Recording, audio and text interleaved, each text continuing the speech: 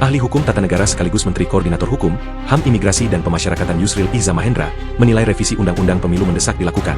Bukan semata memperkuat posisi DPR yang selama ini sudah sangat dominan, melainkan untuk meningkatkan kualitas anggota DPR agar benar-benar mampu menjalankan fungsi representasi rakyat. Yusril menyoroti praktik rekrutmen politik yang selama ini cenderung transaksional. Fenomena masuknya kalangan selebriti atau figur populer dengan latar belakang pendidikan seadanya menjadi contoh nyata lemahnya kualitas kaderisasi. Mereka kerap ditempatkan di komisi yang tidak sesuai dengan kapasitasnya, sehingga sulit menghasilkan parlemen yang berkualitas.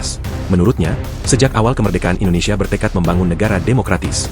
Namun demokrasi yang dijalankan pasca reformasi justru menghadapi tantangan baru, politik uang yang masif, oligarki partai, serta sistem pemilu proporsional terbuka yang memicu pertarungan bebas antar calon, bahkan dalam satu partai.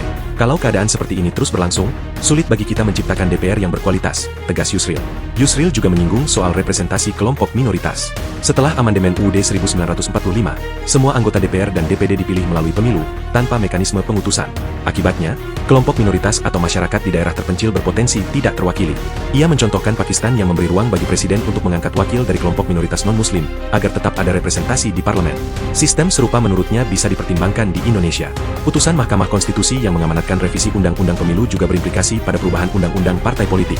Yusril menilai perbaikan harus dimulai dari internal partai, termasuk mekanisme rekrutmen yang transparan dan demokratis. Ia mengusulkan agar partai menerapkan sistem merit dalam menyeleksi calon legislatif, bukan sekadar berdasarkan popularitas atau kemampuan finansial.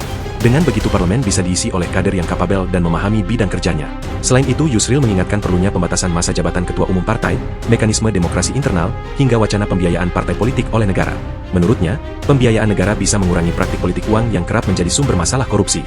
Yusril mengingatkan bahwa sejarah pernah mencatat pemilu 1955 dan 1999 sebagai pemilu yang relatif ideal dengan sistem proporsional tertutup serta daerah pemilihan berbasis provinsi.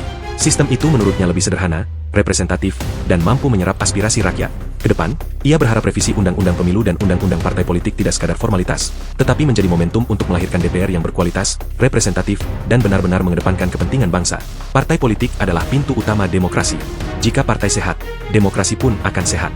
Maka pembenahan partai dan sistem pemilu adalah syarat mutlak untuk membangun negara ini lebih baik, tutup Yusril.